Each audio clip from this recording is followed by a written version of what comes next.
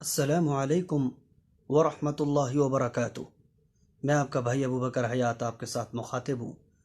آج قرآن کریم کا قاعدہ نمبر 6 کی طرف ہم بڑھ رہے ہیں۔ آج ہم نون ساکن اور نون تنوین کے احوال میں ادغام کا قاعدہ سیکھیں گے۔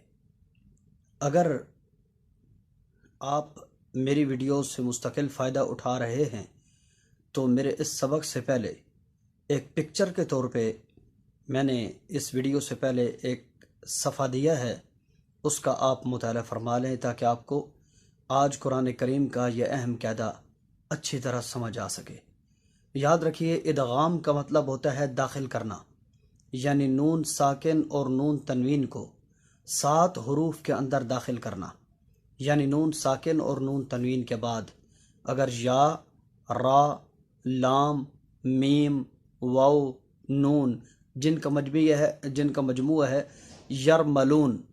یرملون، یعنی لام اور را کے اندر تو نون ساکن اور نون تنوین اس طرح داخل ہوں گے کہ ان میں غنہ کے ساتھ ادغام نہیں ہوگا، جیسے مل لدنہ اور مر ربک، لام اور را کے اندر ادغام نہیں ہوتا، جبکہ ین منہ کے جو 4 حروف باقی ہیں، ٹوٹل 6 حروف ہیں، یا، نون، میم، واو، ین منہ کے جو 4 حروف ہیں ان کے اندر البتہ ادغام ہوگا۔ اس کو ادغام مع الغنہ کہتے ہیں، یعنی غنہ کے ساتھ ادغام کریں گے، اور لام اور را کے اندر ادغام غنہ کے ساتھ نہیں ہوگا۔ اور جن 4 حروف کے اندر ادغام ہوگا اس کی مقدار بھی 1 الف کے بقدر ہے، یعنی 1 الف کی مقدار کھلی انگلی بند کرنا یا بند انگلی کو کھولنا، جیسے میوال، من نار۔ اس طرح یہ نون ساکن اور نون تنوین کے بعد ینمو، یعنی یا، نون، میم، واو اگر آ جائیں تو 1 الف کے بقدر ان کے اندر ادغام ہوگا۔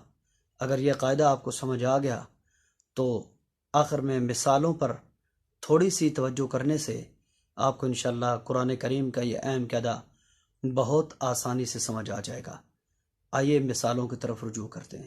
اعوذ باللہ من الشیطان الرجیم۔